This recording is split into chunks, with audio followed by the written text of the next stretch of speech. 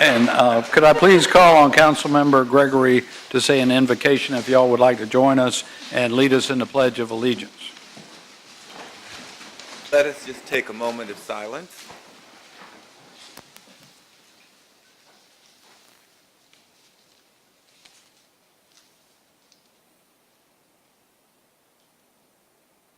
Amen. Amen. I pledge allegiance to the Flag of the United States of America and to the republic for which it stands, one nation under God, indivisible, with liberty and justice for all. All right, welcome everyone. It looks like we have a good crowd here tonight. Thank you all for coming. We do not, amazingly, have any presentations or recognitions to make this evening, so we're going to move right along to our public hearings. We have 3 public hearings tonight. One is on a development amendment involving the Magnolia property up in the Neck area, and then 2 on annexation matters. So if you're here to speak on any of those 3 things, we'll get to you in just a minute. If you're here for some other matter, then you need to sign up on our sign-up sheet to address the council during citizens' participation period. Just wanted to make that clear. And we are going to respectfully ask for a 2-minute limit when addressing council for the public hearings. So that being said, we'll start with public hearing number 1. Do we have a presentation at all from planning or? It's from me here. Or from Ms. Cantwell? I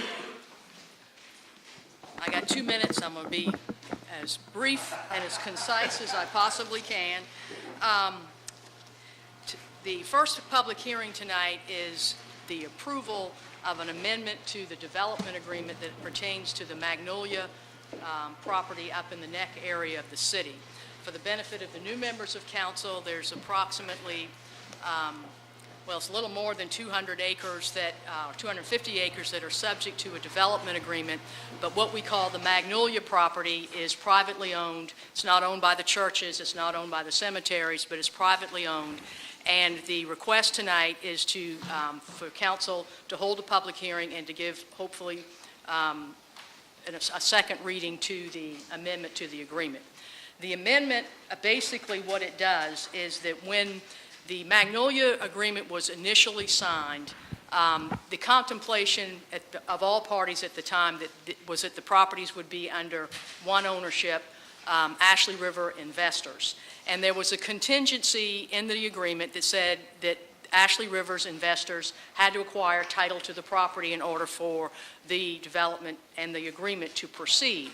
Well, what happened, it's a very complicated piece of property. It's very difficult to develop because of environmental issues, and it was also tied up in a bankruptcy proceeding. So what happened was that Ashley River Investors acquired the bulk of the property, but they acquired it not just in the name of Ashley River's Investors, but in a number of affiliates. So the purpose of this amendment would be to bring all of the current property owners that own property in Magnolia to make them parties to the agreement. And just to make it clear for the record that we've got all the right parties, all the proper owners signed up and subject to the agreement. All of the property owners, including the bankruptcy trustee, is in favor of the amendment. We're also resetting the time when the agreement would start to be effective with the effective date of this amendment. And we are resetting the development schedule because we're 2 years or a year and a half into this agreement. We've been tied up in bankruptcy court, so the development schedule that we anticipated is a little delayed, so we're resetting it now to reflect what is going on and the current state of events. So the question is, why would we do this? Well, with the Magnolia property, the way the city is able to receive land and commitments for affordable housing is by way of this agreement. The developer the owners of this property will donate to the city an acre and a half of land, which we will then use to create affordable housing, more affordable housing in this area of the city. And as the private development goes forward, 15% of the units that are built will be affordable housing. Without the development agreement, we don't have that because it's not in the PUD right now. So to me, it's our advantage to have that commitment reaffirmed, have it solidified by way of the agreement, and to have the agreement last a little bit longer so that we make sure that we get as much affordable housing as we can. And I know I've exceeded 2 minutes, but I think that's it. There's a couple of what I call housekeeping provisions of the agreement so that next time, if in fact there's another amendment that somebody proposes, if only one person's property is affected by the amendment could be executed between the city and that property owner, not necessarily the multiple property owners that might come around, that might be involved in the Magnolia development. So that is the purpose of the amendment. First reading was given probably back in December. We had a 30-day public hearing notice. This is the public hearing tonight to get public input on that, and I'm happy to answer any questions that you might have. Councilmember Shade.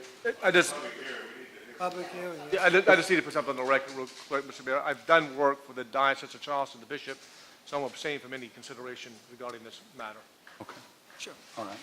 Would anyone from the public like to be heard on this matter? Yes, sir. Please come forward. State your name and address. Anthony G. Bryant, former member of the Charleston County Board of Zoning Appeals. I'm the only one who made public comment at the ILA Hall on the Coppersfield. The only one that made public comment to the EPA. It was transferred to the Sheriff's Department, transferred to the Charlotte. And 9/29/2017, I received that notice from the IRS in terms of 6702. 9/28/2009, I made comment at ILA, the same place I made public comment regarding the Base Load Review Act and SC&G and others. Now, when we think about this as an intended beneficiary of the enterprise community, 1994, this is a bad deal. We need more than this. This is not enough based on the value, because the Creosote was in the Housing Authority, HUD, right here, 2010, and the Housing Authority with Creosote. The EPA talked about Creosote in this project, saying that they don't really concern themselves with growth in terms of evaluations on and market values are not considered at all in this situation. Period. The EPA doesn't even consider it at all as being a factor in it. So therefore, we're going to have increased property values, increased insurance values, probably banking redlining, or whatever. This is serious. And to know that my reputation has been maligned for making a public comment to the EPA, and John McDermott basically article reflects that as a BZA member, HUD certified, DOT certified. I grew up in that neighborhood. That's where I grew up at. And I resent the fact that this was done. And I'm telling you right now, I will file necessary complaints with my name on it to get. I didn't even request a transcript from the EPA from Charlotte on that issue. It's serious for me. Thank you, sir. Would anyone else like to be heard on this matter? Hearing none, it comes before council. Any questions? We have a motion to approve and a second. Any questions or discussions? Councilmember Seekings. Mr. Mayor, I have vague recollections of when we first took this up and had negotiations over the affordable housing portion of this, especially the acre and a quarter. Have we identified specifically where that acre and a quarter is going to be, or is that just going to be part and parcel of the development agreement going forward? I believe that we have. We have a general idea of where it's going to be. I mean, it hasn't been platted yet, but we know it's going to be near the Rosemont community. And just a quick follow-up, we're now, I forget when we first negotiated this deal, but it was a while ago. Right. Are we far enough ahead now where once this is all done, this property is ready to be developed, including the affordable housing portion, or there's still some more environmental cleanup that needs to be done? I don't know the answer to that. I think we definitely need to take a look at that and see where we are. Thank you. My belief is that the environmental is done, but road access will have to be provided. That's my belief. Councilmember Gregory and then Mitchell. Yeah. Francis, quick question for you. I know when we negotiated this, we negotiated the 15%, Yes, sir. and we had not made any changes to our regulations with regard to MU. And I know this is not necessarily MU. This is a development agreement, and they're sort of volunteering to do this. Can we talk about 20% instead of 15% to be consistent with where we are with our workforce housing? Well, I would answer that in two ways. This property is zoned PUD, and they may have some vested rights that go along with that. And unfortunately, the PUD did not address affordable housing, which is why we did it through the development agreement. First one. And second is, while the developer is not at the 20 or 25% that we are now, he is giving us land in addition to that. So I kind of think the slate's almost even. Thank you. Councilmember Mitchell. I think about a year and a half ago, this came before our committee, the Community Development Committee, and we addressed this, and we came up with this proposal because at first they said they couldn't build any affordable housing in that particular area for the development that was going on. So then we kind of held it off and said, if you can't build affordable housing, you have to give us something. So they came back, they went back to the developers, and they came back and said they're going to give us this portion of land, the property. But even with that, even when the developer starts, I want them to get into the Rosemont community and the Silver Hill community and let those people know what's going to be happening in that area, because, you know, right now with the bridge, with the 526, the way they have it closed now, the people are going through a whole lot right now with developing with the 526. So now we need to be very careful about that and not to run over the people in those communities. So I want the developers to make sure that they get in the community and inform them and work with those particular community in that area and let them know what's happening, so they wouldn't be, you know, the way they are now with the bridge, because they closed the King Street and they were going all the way around, and I was driving around to get into those areas, and when this development happens, it's going to happen the same thing. They're going to be closing the street again, and those people are going to have problems getting in those particular areas. So we have to work with those communities a whole lot. So that's what I'm going to stress. And if they have to come back before the community development, I'm going to bring it back before us, and then we're going to have to do that and make sure that it's going to take place and let them know where I'm coming from for my constituents in that area. Thank you, sir. Any other questions or comments? All right. As we move forward, this was some time ago when the developers came to the Wagner Terrace community because it can have an impact on that community, particularly traffic-wise. Rutledge Avenue really does not have the capacity to feed it. Our concern is they will then take shortcuts through our neighborhoods.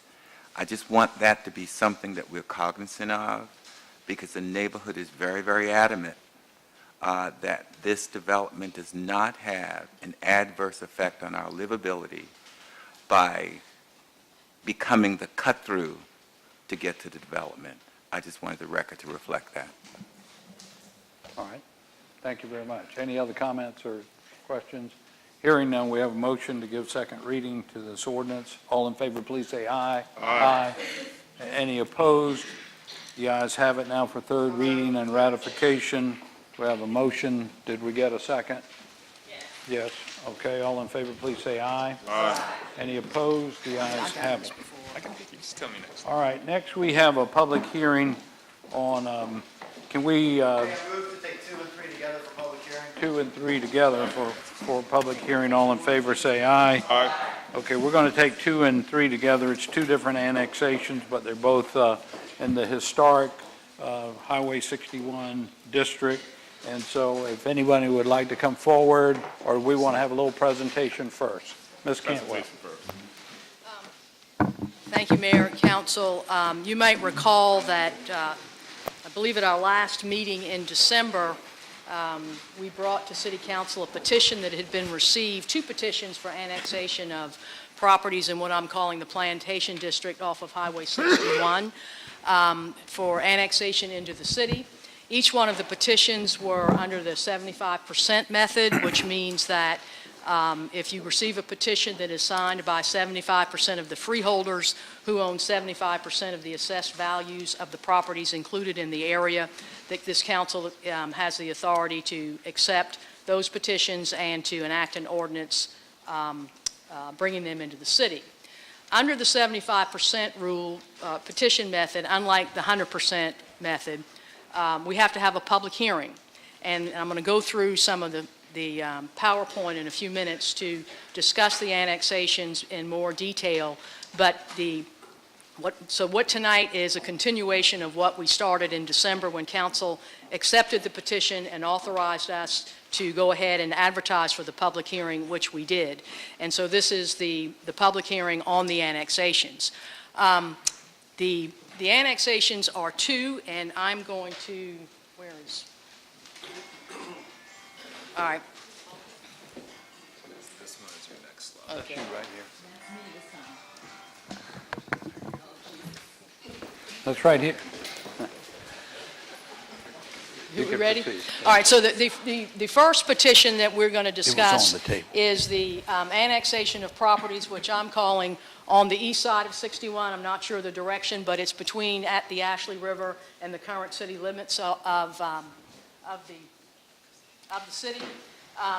By law, we have to have the legal descriptions of these properties available. I'm going to go through the slides, but I also have petitions that we received that have all of the maps and all of the legal descriptions for anybody, a member of the public that cares to have one. We have some available for that.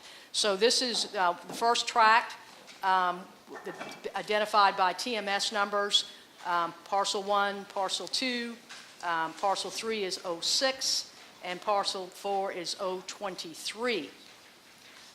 These properties, I take it back, this is the larger annexation. This is on the west side of 61, and they include the parcels that were legally described on those slides. They include the parcels, and you can see this is an annexation of roughly 5,000 acres. We had a number of large tracts, the owners of which brought their property are petitioning to bring the city in. We have another parcel on the south side or right on the northern boundaries of the city that's owned by the Trulut family, and they agreed to bring their property in. We have a portion of a property that a property owner also agreed to bring into the city. The large tract that between the two squares that has TMS number ending in 005 did not sign the petition. The owner of that property is the Whitfield Interest. It's a company, I don't know recall the exact name of the company, but the owner of that property did not sign to come in to the city. But we have 75% of the freeholders who own property in the area. They own 75% of the assessed value, so this is an authorized method of annexation. We have to talk about services. Right now, the upcoming millage for the city for operations is 83.6 mills. We have a monthly stormwater fee of $8 per residential unit. The city intends to provide all of the services that we provide every other citizen in the city: police, fire, code enforcement, planning and zoning, business license, public service, which is environmental inspection, stormwater. We will not provide water and sewer. That would be up to the CPW to determine if they wanted to extend their lines there. Recreation, and of course, most importantly, they'll have representation on city council. As I indicated, the cost of providing these services for the 2018 tax millage is 83.6 mills.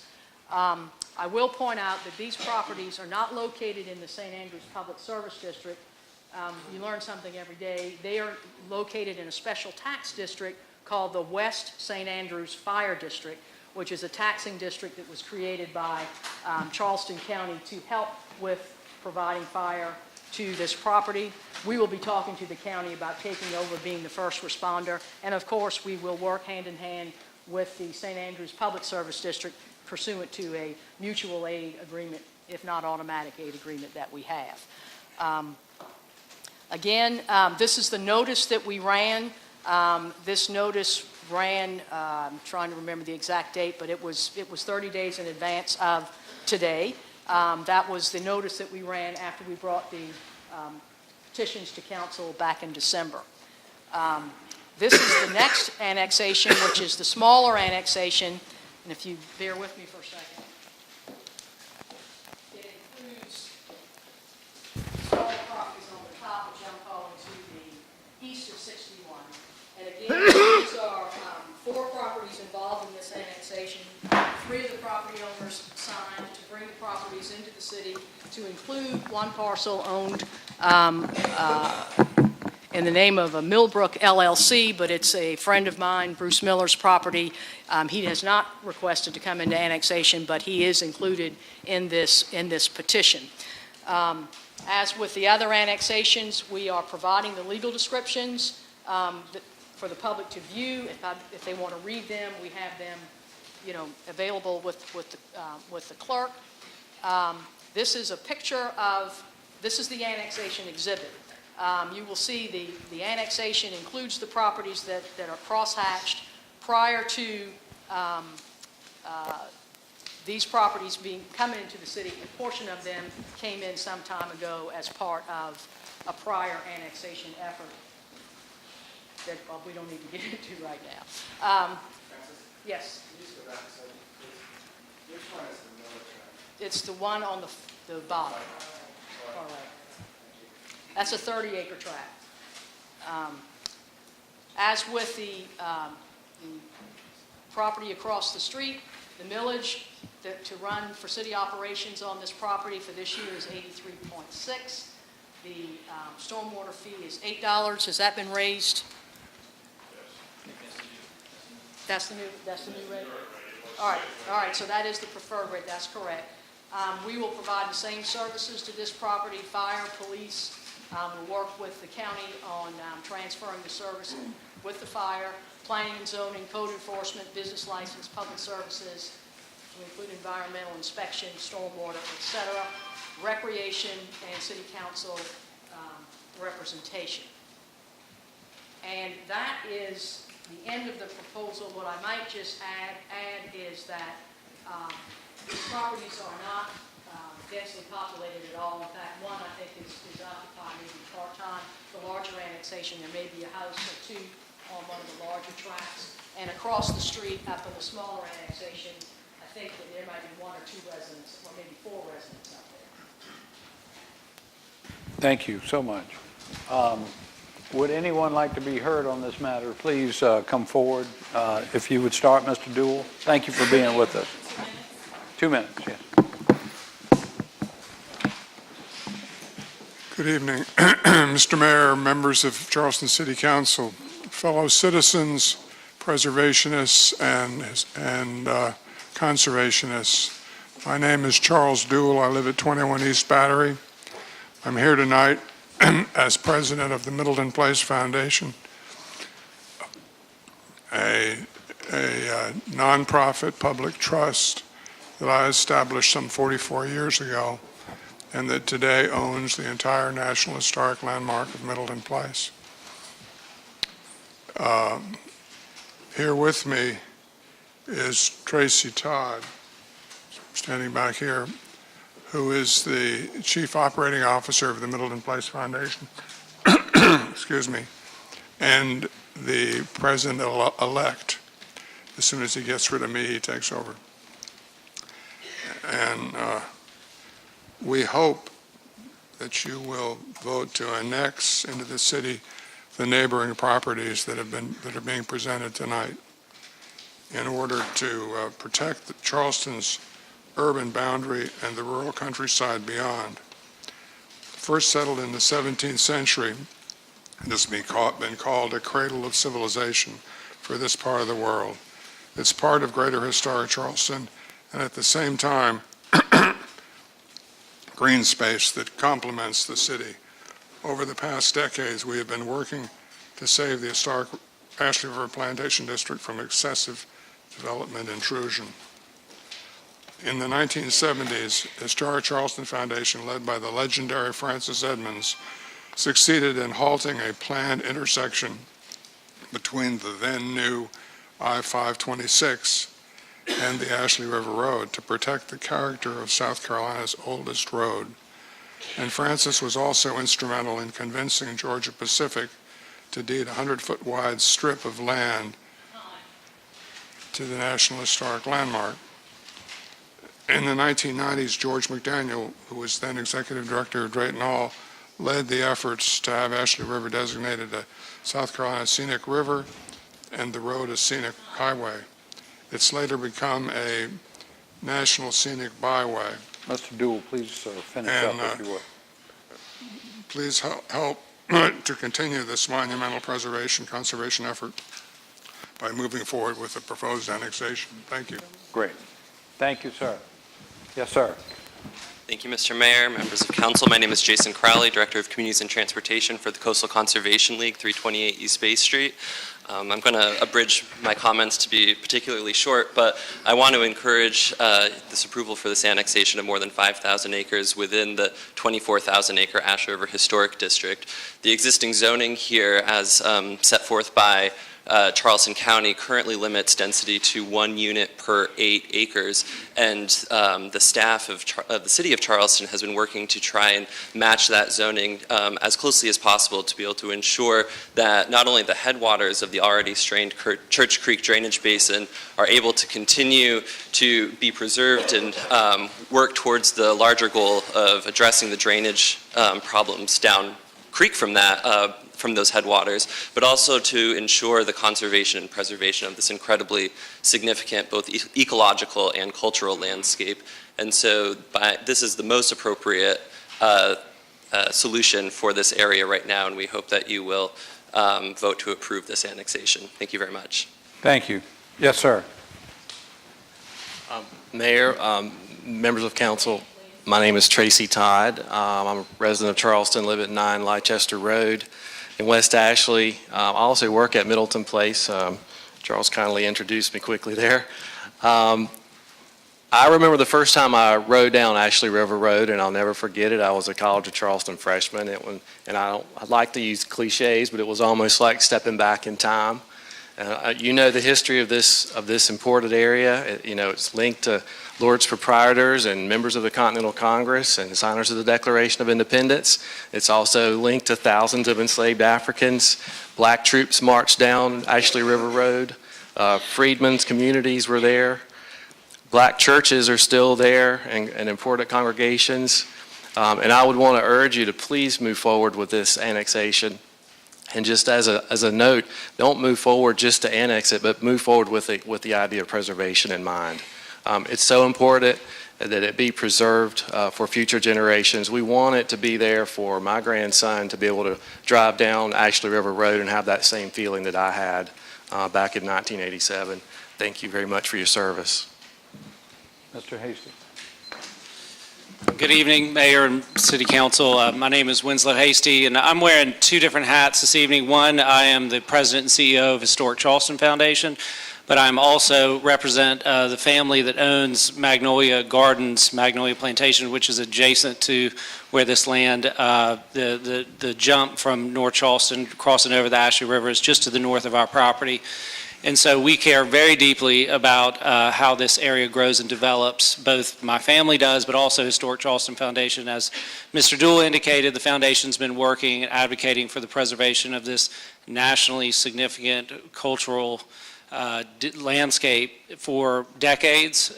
We've worked very hard to secure Drayton Hall in the public trust and to preserve the character of that corridor and the broader district. More recently, we expanded the Ashley River Historic District to include lands on the west side of Highway 61 to expand it from a roughly 7,000 acres to over 24,000 acres.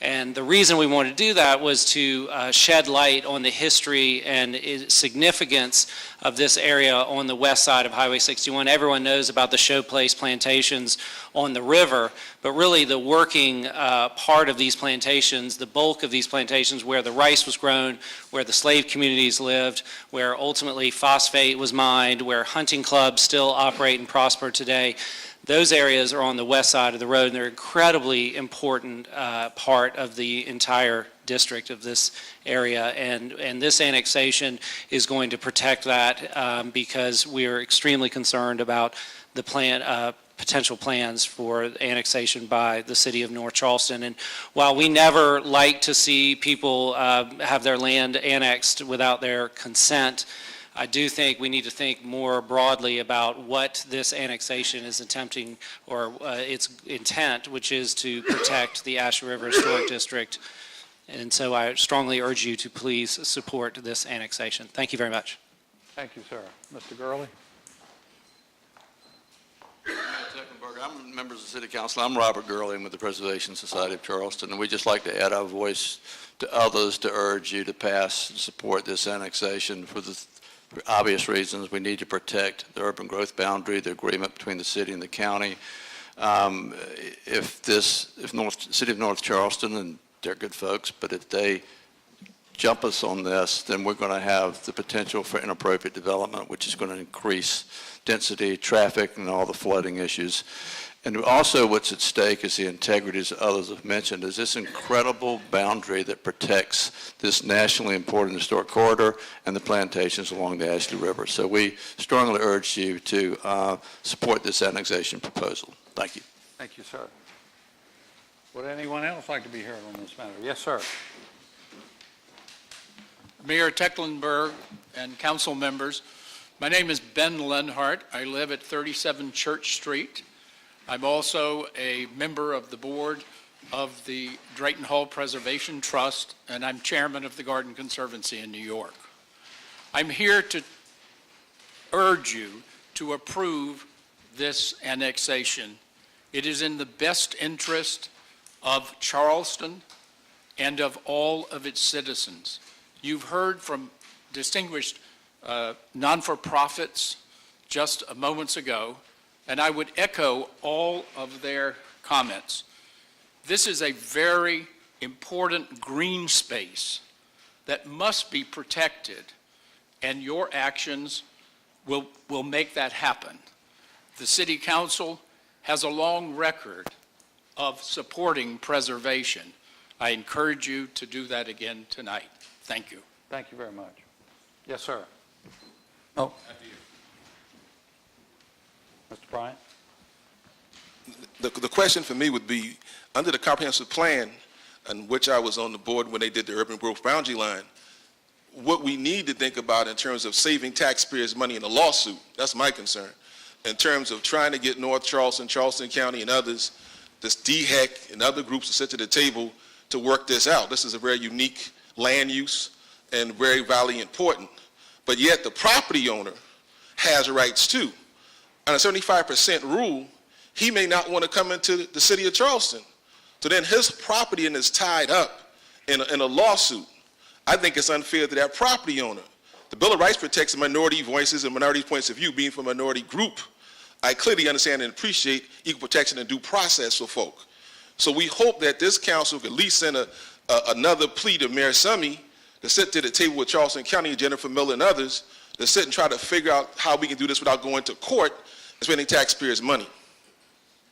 Thank you, sir. Yes, sir. Good evening, Mr. Mayor and members of the council. My name is Carter Hudgens. I live at 473 UG Street downtown, but more important to this matter, I'm the president and CEO of the Drayton Hall Preservation Trust, and I'd just like to go on record urging members of council to move forward with this annexation. As Mr. Dool noted, this is certainly the cradle of the Carolinas in terms of our culture, and that region holds too much of value in terms of the character of Charleston and the surrounding region. So I urge you to move forward with the annexation. Thank you. Yes, sir. Anyone else like to be heard? Yes, sir. Mayor Muhammad Idris. I'm hearing this fight now become the big boys fighting now against the little people. We've been fighting and we couldn't get no help. They said the land was contaminated.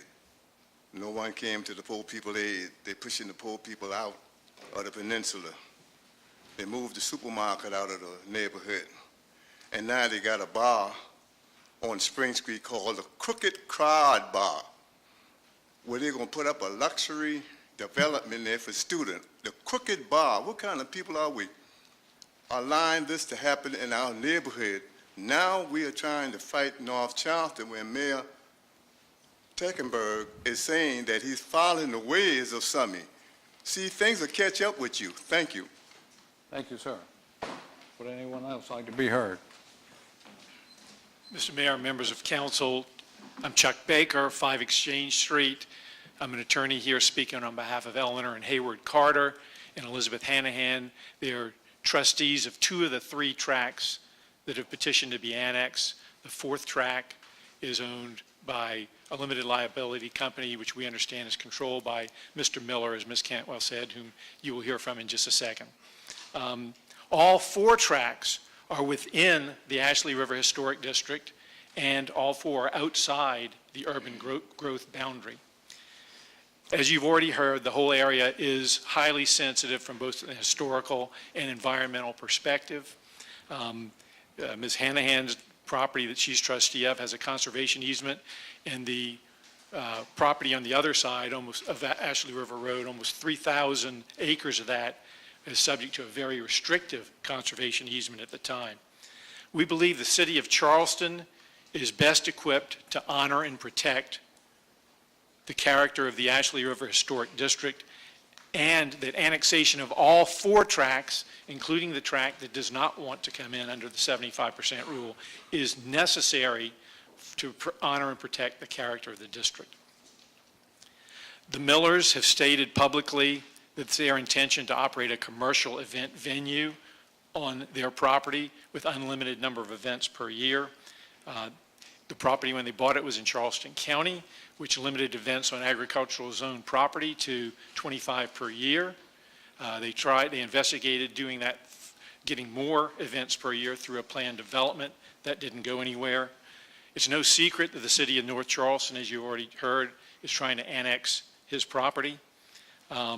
As you all know, that city is not part of the agreement for the urban growth boundary.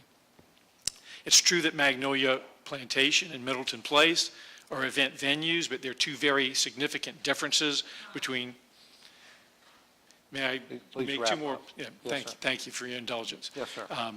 2 more points. 2 major differences between those and this. First of all, they are nonprofits which use the funds from their events to promote historic preservation in the environment. Second, these event venues are within the scope of hundreds of acres, which ameliorates the effects on the surrounding historic district.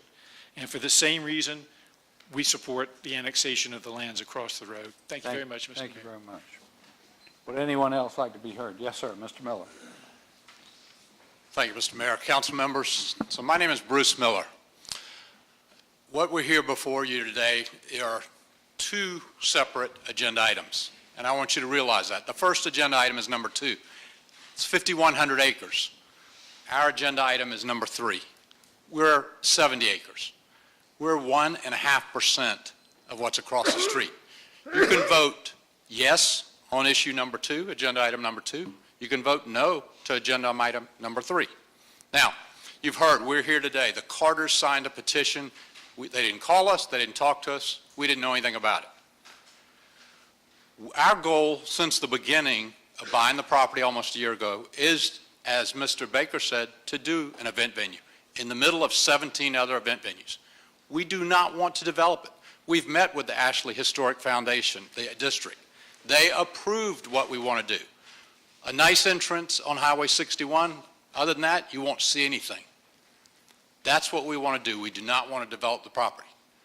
But the important distinction is our property, we decided, whether you like it or not, to annex in the city of North Charleston. Our property was annexed fully into the city of North Charleston on December 21. We didn't even know about this petition until we got the mayor's letter after Christmas.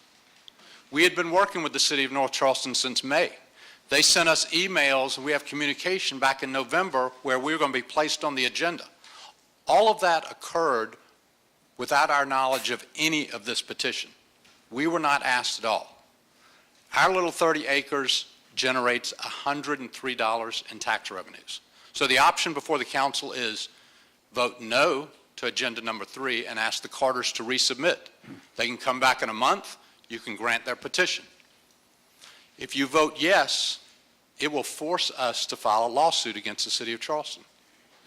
That lawsuit, if I may have, since I'm a landowner, one more time, please. Thank you. Wrap up. So that lawsuit, you will have to pay Ms. Cantwell to defend. Also, we will have to hire an annexation team. If we win, state law says that you have to pay our fees. Annexation attorney I talked to said all of that could be $250,000. Under state law, only the state of South Carolina has the standing or the legal right to challenge our annexation into North Charleston. So I say the option is easy. Say no to annexation item number 3, let the Carters come back a month from now. Because if you say yes, you're essentially pushing $250,000 of taxpayers' money onto the table to gain our property, which we don't want to develop, and it has $103 in tax revenues. I think your taxpayers, your citizens would say, that's a no-brainer. That's not a good option. Wrap up, sir. We ask you to vote no. We ask you to take the items separate, vote on them separate, and vote no to agenda item number 3. Thank you. Thank you very much. Would anyone else like to be heard? All right, then this matter comes before council. Can we take them separately now? We had them together for the public hearing, but let's take them separately. Number 2 first. Before this discussion begins, I'm going to move for approval so we can hopefully get a second and then do the discussion. All right. We have a motion to approve and a second for item number 2, correct? All right. I'd just like to follow up, Mr. Mayor. I think the urban growth boundary line matters. I think a rural area, historic area like this should be preserved. And I'd certainly like to commend all the people that came and spoke, and Mr. Hasty, Mr. Gurley, Mr. Lenhart, Mr. Duell. I mean, I couldn't agree any more with them. It's an area that I grew up not too far from and have enjoyed immensely just driving through the area, and certainly wouldn't want to see it change. So I hardly move for approval. Thank you. Any other? Councilmember Shade.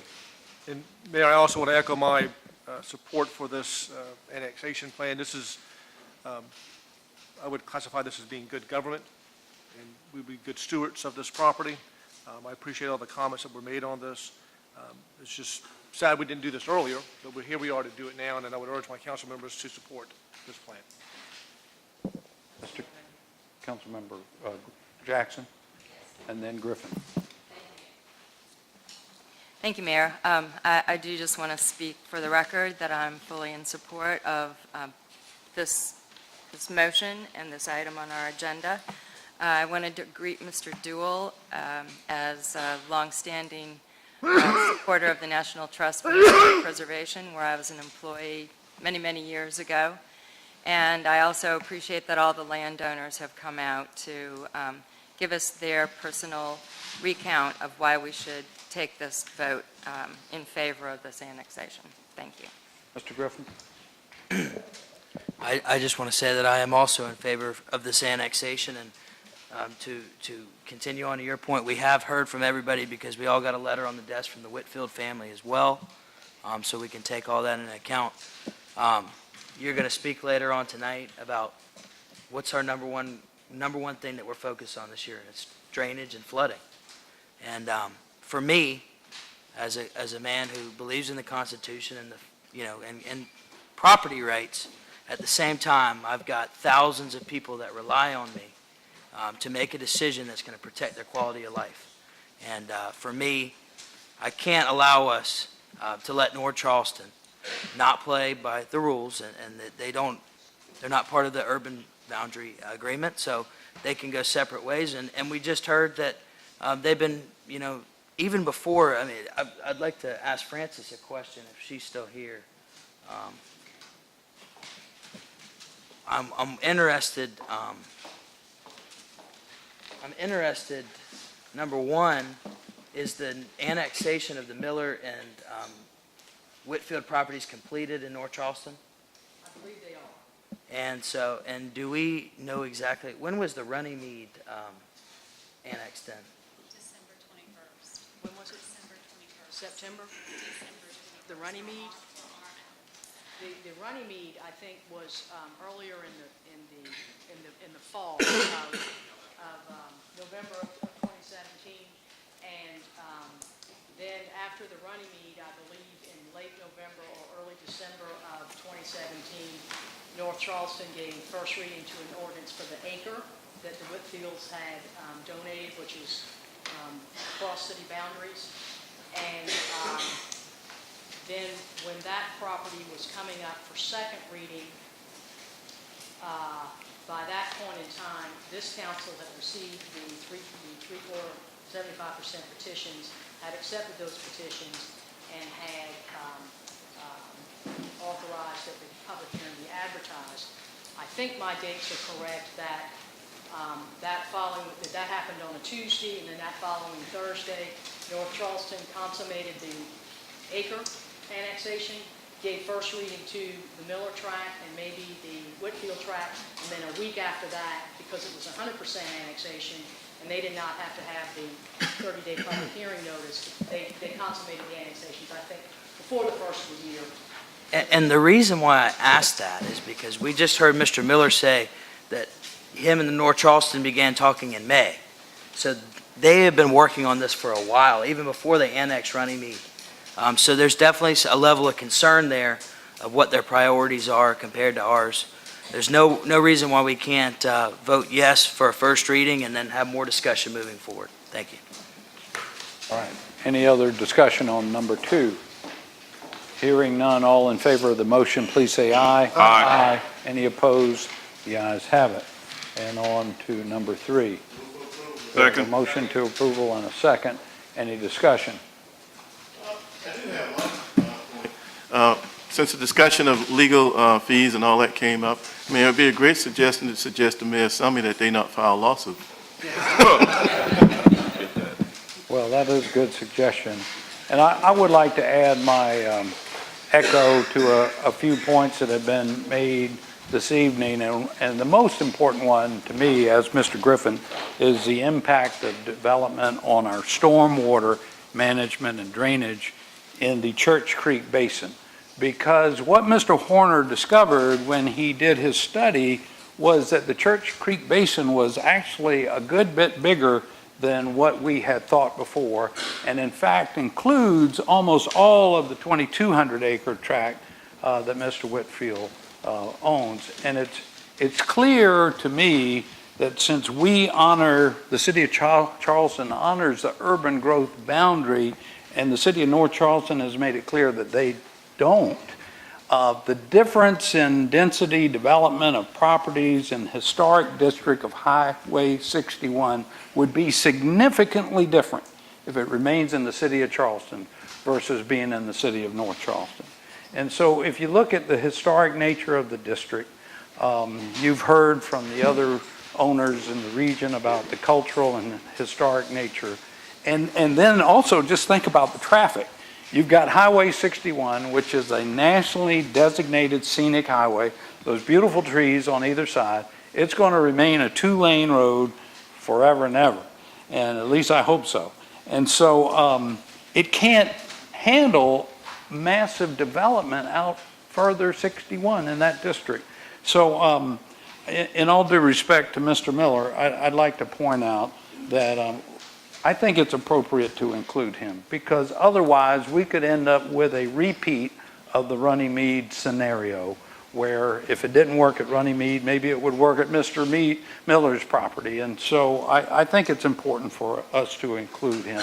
And I would respectfully share with Mr. Miller that after this is resolved and you find out whether you're in the city of North Charleston or the city of Charleston, given your statements about not desiring to develop your particular property, we'd be most happy to work with you in the city of Charleston and would welcome you to be part of our city.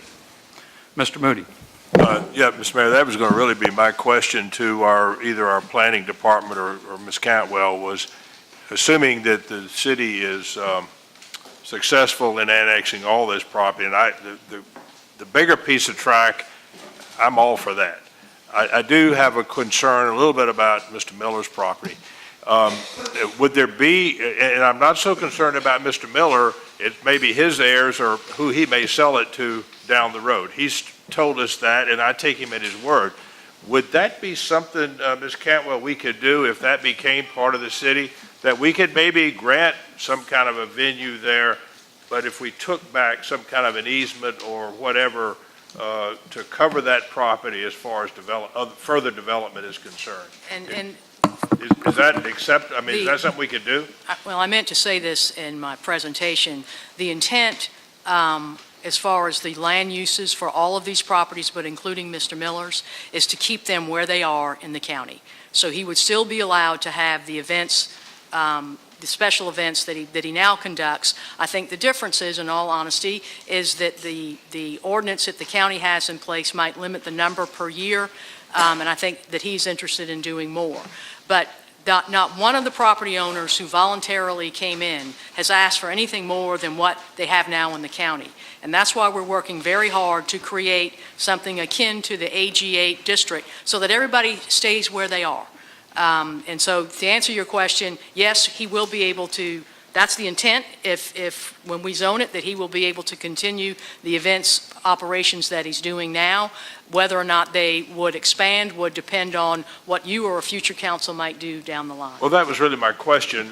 The problem is if you spend the money to develop an event space and you can only use it, whatever the number was, 24, you might not be able to recover. I mean, it might be a good investment. So that's why I'm saying, if we've got, could zoning allow us to increase that number, and then in exchange for some kind of a development, could you have a PUD or something there that would allow that?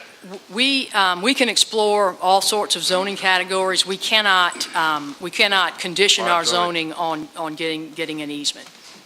We can't have a conditional zoning. But he could do it. He could. I mean, if he put well, okay. Yeah. We'll talk about that Yeah. later. All right, any other comments or questions, discussion? Councilmember Shade? Just a comment. I just want to thank Ms. Cantwell and her staff. They have shepherded us through this process, and it's a very complicated matter, and just thank you, Ms. Cantwell, for all that you've done on this and your entire staff, and as well as all the property owners who worked with you along this line. Thank you all very much. Right. Any other questions? Hearing none, all in favor, please say aye. Aye. Any opposed? The ayes have it. Next, we have the approval of city council minutes from December 11th, December 19th, and January 9th. Move for approval on all of it. We have a motion and a second to approve. Any additions, deletions, subtractions? All in favor, please say aye. Aye. Any opposed? The ayes have it. Next will be our citizens' participation period. Did we get our sign-up list? And we have about 15 people on there. Okay. So we normally have a 30-minute period. We have about 15 people signed up. So once again, the limit will be 2 minutes per speaker, please. And Madam Clerk will call out the folks who have signed up.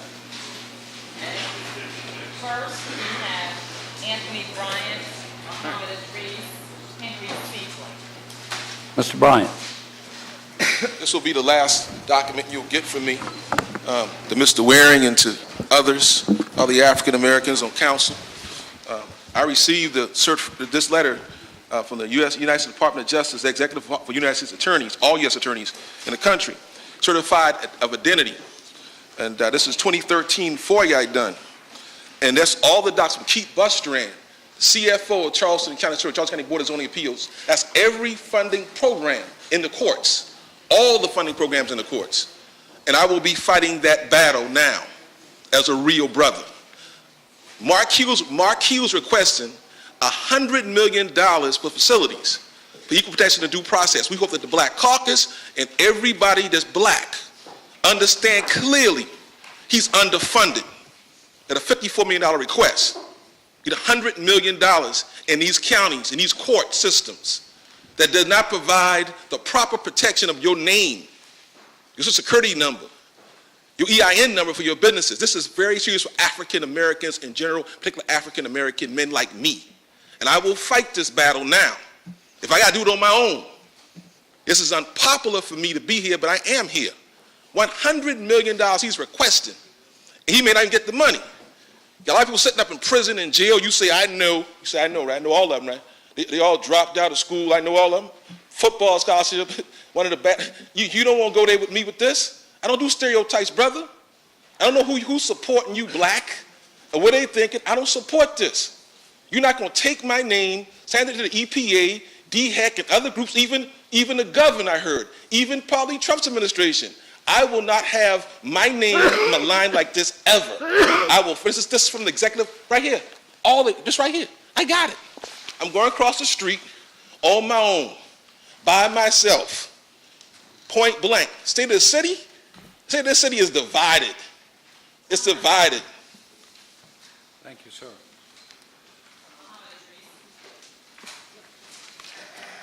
Mayor, City Council, Muhammad Idris. You know, we have Cajun, and Cajun come in here all the time, and they talk about the police department, and they charge the police department with being corrupt. Councilman Worry and them join them in that particular kind of discussion, saying the police department. But now when I get up and speak about something, they say I'm anti this and anti that. But tonight I'm here to talk about that statue that we have between two churches, Calhoun. Here we got a statue of a man like Calhoun between two church steeples. Now people look up, and they look up, they're thinking, but God, why would you have a statue like that between two church steeples when you have people believing in God? You got a crazy man, Calhoun, a racist man, a criminal man, between two church steeples. You got Philip Simmons between a tree, looked like he's about to be hung, on Columbus and America Street. You got Denmark West Vesey pinned to a tree like you used to do us when we were slaves, pinning us to a tree and let everybody look at us buck naked. You got him pinned to a tree in Hampton Park and Calhoun up in the air. Y'all should be ashamed of yourself calling yourself Christians.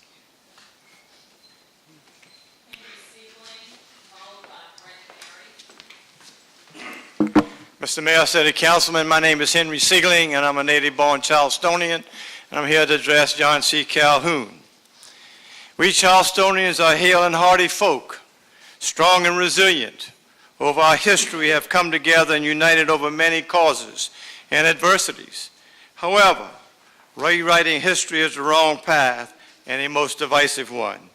Yes, history happens, good and bad, favorable and unfavorable, but history it is. We can handle the truth, and we may ultimately draw different conclusions, but we should all agree that past cannot be strictly judged as if it happened today. As it has been said, you can please some of the people all of the time, you can please all of the people some of the time, but you can't please all the people all the time. And that is where you are exactly tonight, City Council and the History Committee. The only solution in my mind is to leave it alone. The older and wiser have addressed this issue. In Deuteronomy 19, verse 14, in the inheritance which you will hold in the land the Lord God gave you to possess, you shall not remove your neighbor's landmark, which the old man of old have set. Proverbs 22, verse 28. Remove not your ancient landmarks which your fathers have set. I think this would apply to verbal changes as well. Yes, the burden lies on you to bring us together.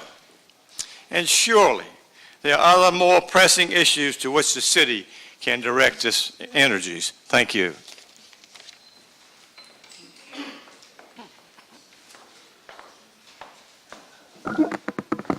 Good evening, Mr. Mayor and ladies and gentlemen of the council.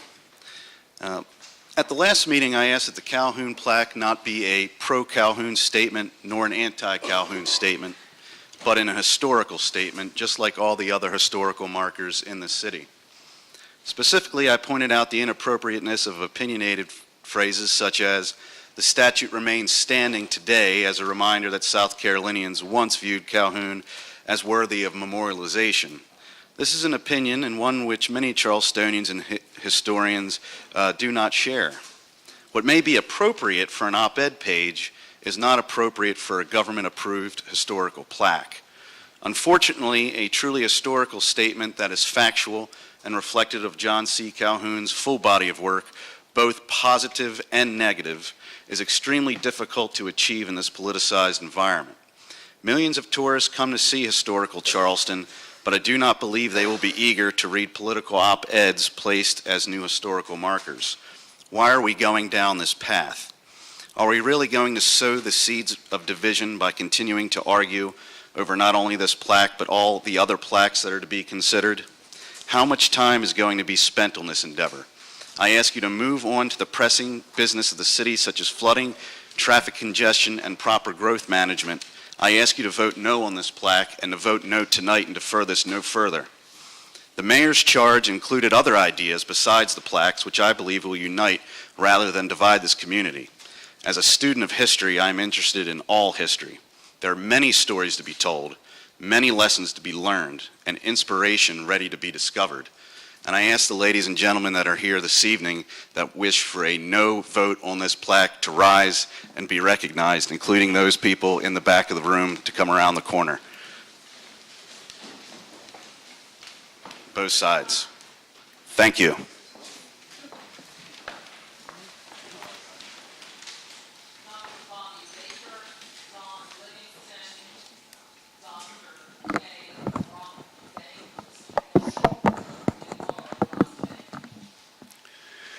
Ladies and gentlemen, my name is Dr. Bobby Baker. I live on Meeting Street, a resident of Charleston. As Charlestonians, we can handle the truth. What we can't handle is being told that we do not have the capability to reach our own opinions when presented with well-documented facts. This subject is becoming quite a topic of discussion in our community. One where our citizens are growing more dismayed and worried that the very nature of our great city and its capacity to present so much important history to the world is being threatened. Mr. Mayor, I truly believe that your purpose in creating a purely factual plaque for Mr. John C. Calhoun's monument was one of great intentions.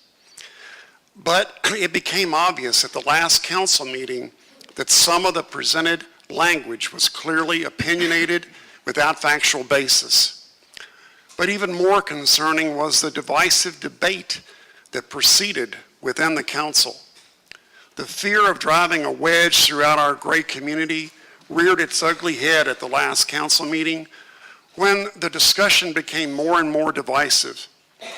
Please don't lead us down a path that has recently caused other cities in the country to suffer so much suffering and division. Charleston doesn't need nor deserve this.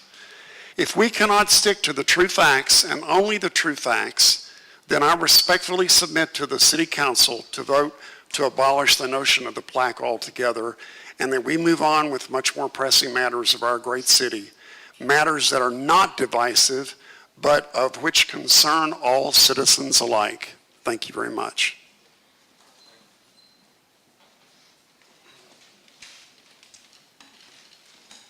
Mr. Mayor, City Councilman, members, my name is Don Livingston.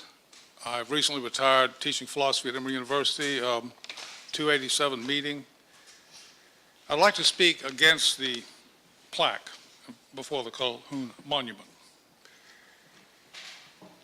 The monument to Calhoun reads, "Truth, Justice, and the Constitution." I stress the word Constitution because it was his explication of constitutional government in general that is his lasting legacy and a benefit to all mankind. This was worked out in a book titled A Disquisition on Government. It was the first book by an American to develop a systematic political philosophy, and it compares favorably with thinkers such as Thomas Hobbes, Locke, and Rousseau. The great liberal Lord Acton included it in his list of the 100 best books ever written.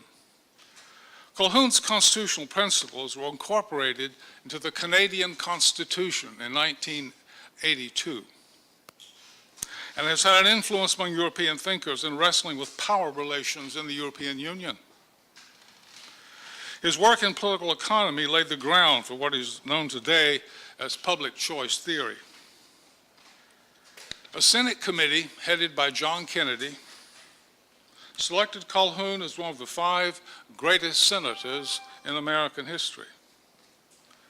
In his Pulitzer Prize-winning book, Profiles of Courage, John Kennedy included Calhoun among 8 American senators who courageously pursued policies they thought were right for the country, even at great cost to their own political interests. Calhoun opposed jingoistic American imperialism. He stood almost alone in his party and state in opposing the popular war against Mexico.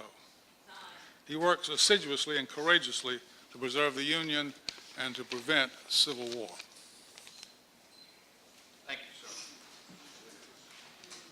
sir. Mr. Mayor, ladies and gentlemen of the council, all politicians have people who look at them in one way, negative or positive. There's no reason in my mind that we should be writing an editorial that could change in 5 years to go on Calhoun's monument. He is a great statesman. We should let things lie as they are. I would hope that you will not go forward with making any changes to the monument. Thank you.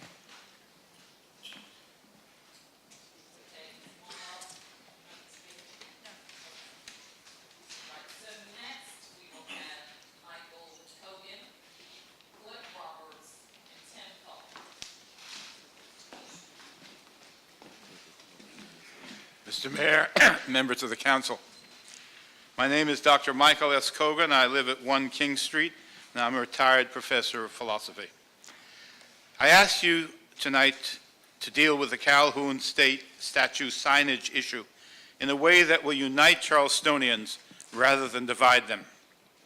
After months of effort, the History Commission has produced a text on Calhoun that is still objectionable both to those who feel it is too harsh and to those who feel it is too mild. It is difficult to see any easy way out of this stalemate. And if the city plans to try to produce signs for all the controversial monuments in downtown Charleston, then you on this council have years of controversy lying ahead of you, time that could be put to much better use dealing with pressing contemporary issues facing our city. Given this reality, I would urge you to vote to discontinue this signage plan, which is so divisive, and proceed to an alternative project behind which all Charleston can unite. I have in mind a City Council resolution to erect a monument to the 9 innocent human beings gunned down by their assassin while at Bible study at Mother Emanuel Church. A statue of the Reverend Pinckney, or even of all 9 victims, would bring all our people together in shared resolve to resist the hatred and bigotry that led to this atrocity. A committee could be formed similar to those that in recent years erected the statues of George Washington in Washington Park and of Colonel Moultrie in White Point Gardens. This would be a blessing to our city and would allow the City Council to turn its efforts to the many important issues currently challenging Charleston. I would be honored to contribute the first $1,000 toward the Emanuel 9 Memorial. Thank you for hearing me. Thank you,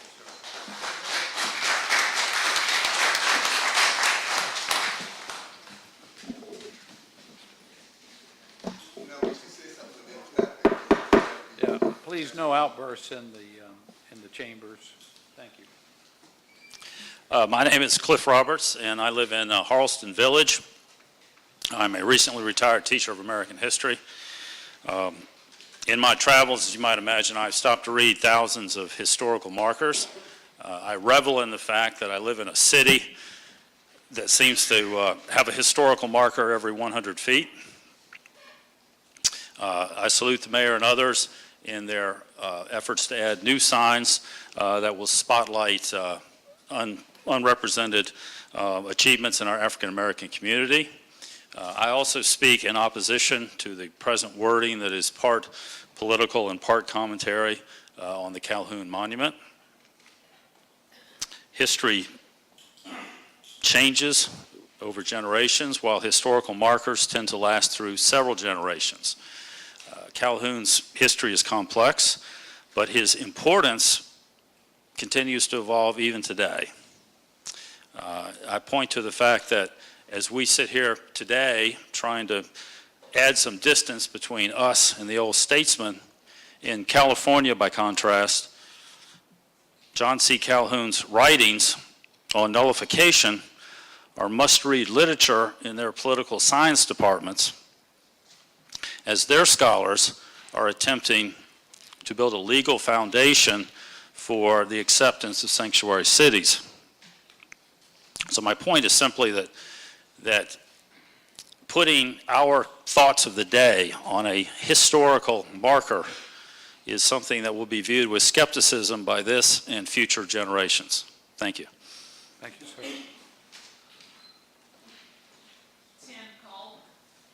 Mr. Mayor, I respectfully withdraw my request to speak this evening. Thank you. Oh, yes, sir. There you are.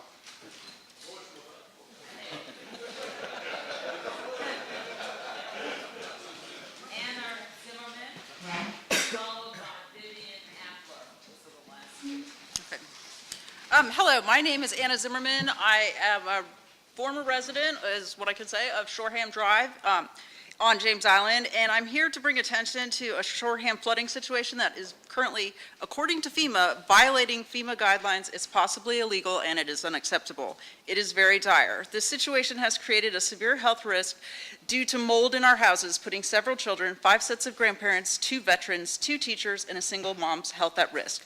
One family with a baby has been homeless since Hurricane Irma. Several families, including mine, have had to abandon their homes. No help from the city of Charleston despite several requests, pleas, etc. FEMA is not covering this even though we all have flood insurance. There is a slew of problems that we are finding out that go back to 1987 when the houses were built. The city granted an elevation variance to the developer, and I have that information attached, and the houses were not built up to code. They were actually built under FEMA requirements, and I have the FEMA documentation from that FEMA has provided. The city violated FEMA guidelines in 1987 by allowing these homes to be occupied, and I have that documentation as well.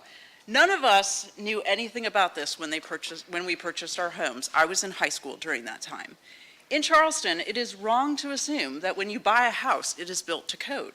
Several Shoreham houses are a term now called substantially damaged, meaning they have sustained damage that is over 50% the value of their structure. After Hurricane Irma, the city did not identify or issue letters of substantial damage to homeowners of damaged houses on Shoreham Road. And according to FEMA, they have told us this is in violation of FEMA guidelines. In my situation, FEMA required such a letter to process my claim. I was only able to obtain such a letter, and I have that here, from the city of Charleston after much effort and time. Thus, I have a letter stating that I can do no repairs on my home unless I raise my house to code. My house was never at code. I have a house I can't live in, I can't fix, I have a mortgage, and I'm on the hook for that because of the city's short-sighted handling of Shoreham Road in 1987. I would request if I could just finish my statement. This is, in my opinion, city planning at its worst.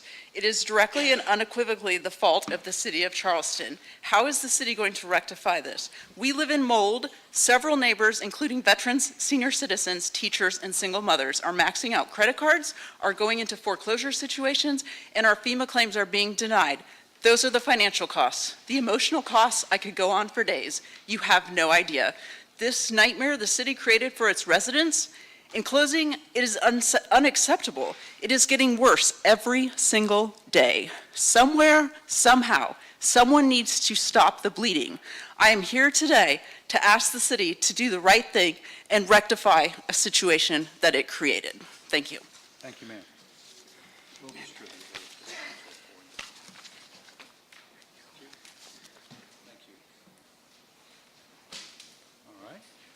That's the end of our citizens' participation. Oh, Anna Zimmerman, that was her. Okay. Yeah, I think we're done. Thank you for sharing that with us. Oh, Vivian. Appler. Please come forward, Ms. Vivian. Thank you. I'm Vivian Appler. I live at 1132 Shoreham Road, and I was basically just going to finish reading for Anna if she ran out of time, but I just want to add that we just bought our home this summer in July, and there was no elevation certificate for our house, which made it extremely difficult for us to buy insurance, which we were required to do because the house is in a flood zone through the first choice of the insurance company that we wanted to use, which was USAA. We had to go through our second choice, which is a local insurer, and we're now having difficulties with our FEMA claim, which we have appealed, and it's all comes back to this variance. So please, we just need some help from the city to solve these problems. Thank you. Thank you. Thank you for sharing that. All right, and thank you everyone for being with us this evening and sharing your comments and concerns, and we will follow up with you folks on Shoreham Road. So next, we had a discussion about the John C. Calhoun Monument, but I think you all knew it was deferred, right? It was in our agenda as deferred, so we weren't planning on taking any action on this matter tonight, just to share with you. It was, well, you might at some point in the future. We don't know when that will be. And, you know, I shared with council earlier today a letter that we got from Armin Durfner and Millicent Brown.